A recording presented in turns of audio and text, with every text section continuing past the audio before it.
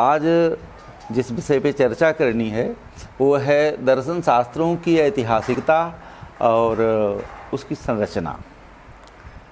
तो दर्शन शास्त्र तो एक ही है विषय, हाँ उसमें विभिन्न मतांतर, विभिन्न दार्शनिकों के अपने अपने दृष्टिकोण होते हैं, इसलिए उसको दर्शन शास्त्रों कहना ठीक नहीं है। दर्शन शास्त्र की ऐतिहासिकता और उसकी संरचना, दर्शन शास्त्रीय विचारधारा कहाँ से चली उसकी ऐतिहासिकता की खोज करें, और बल्कि ये देखें कि उसके ऊपर देश का, काल का, परिस्थितियों का विचार पे क्या प्रभाव पड़ा, विचार के प्रवाह पे, इसको देखना बड़ा रुचिकर होगा। मानव जाति के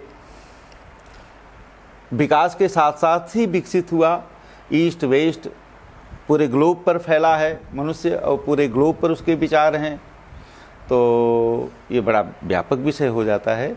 तो इसलिए हमने इसे दो भागों में, इंडियन फिलॉसफी और वेस्टर्न फिलॉसफी के ख्याल से विचार करके चर्चा के लिए निश्चित किया है। तो अभी आज मैं पाश्चात्य दर्शन शास्त्र की ऐतिहासिकता और उसकी संरचना पर कुछ बात रखूँगा।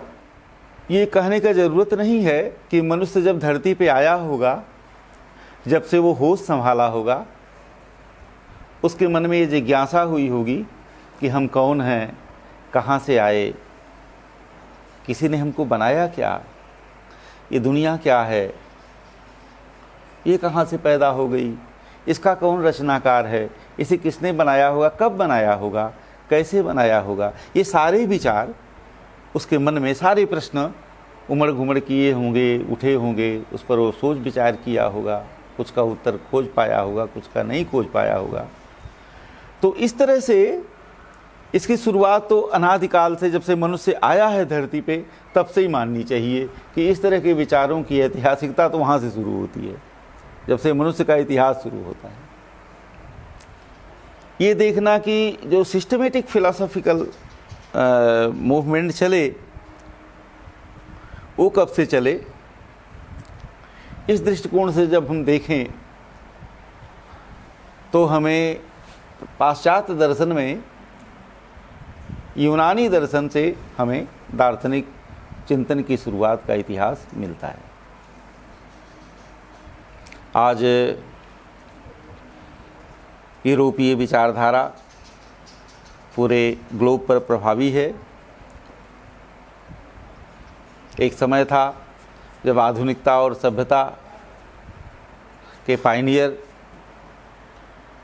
के रूप में यूरोप उभरा, आधुनिक विज्ञान उभरा, तो हम पूरब के लोग, एशिया के लोग, सभी हिस्से के लोग यूरोप की तरफ बड़ी आशा से देखे। अगर यूरोप से पूछा जाए कि वो खुद सभ्य कहाँ से बना, तो वो बताएगा कि हम यूनान से सभ्य बने, हमने सभ्यता रोम से सीखी, रोम से। जैसे आज जो स्क्रिप्ट अंग्रेजी की है वो रोमन स्क्रिप्ट कही जाती है, इसी तरह से क्रिश्चियनिटी है, उसका भी विकास वहीं हुआ, विज्ञानों का विकास भी उधर ही हुआ।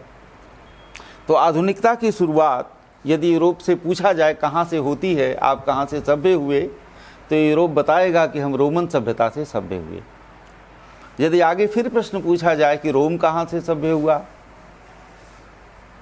तो बताते हैं कि वो यूनान से सभ्य हुआ, उसने यूनान से सभ्यता सीखी। अगर इस प्रश्न को फिर पूछा जाए कि आखिर यूनान कहाँ से सभ्य हुआ, उसने सभ्यता कहाँ से सीखी होगी, तो कुछ सोच विचार करके विचारक, इतिहासकार बताएंगे कि वो पर्सिया से, मिस्र से सभ्यता सीखी। जैसे हमें सबसे प्राचीन जो दार्शनिक मिलते हैं, थेलीज, पाइथागोरस, ये लोग नाम आता है इन लोग का यूनानी दार्शनिकों में।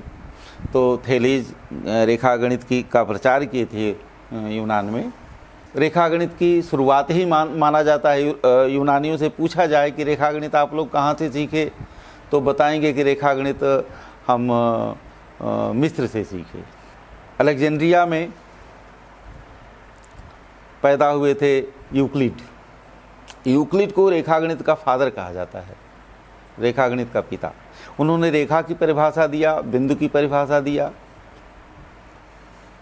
बिंदु वह है, स्पॉट है, वो जगह है जिसकी न कोई लंबाई होती, न चौड़ाई होती, न कोई ऊंचाई होती। ऐसा कोई स्पेस पे एक आकृति अगर कोई बन पाए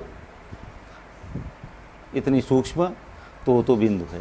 और उस बिंदु का एक प्रवाह, सतत प्रवाह जो है कोई रेखा होगा।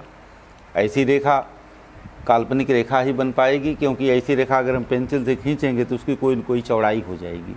पेंसिल का लीड जो कागज़ पे उभरेगा वो उसकी मोटाई हो जाएगी। तो रेखा और बिंदु जैसी एब्स्ट्रैक्ट परिभाषा यूक्लिड ने दिया है दुनिया को।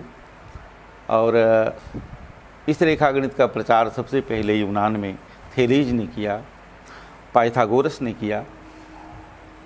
इसी तरह से सभ्यता की बहुत सारी चीज़ें मिस्र से यूनान ने सीखी।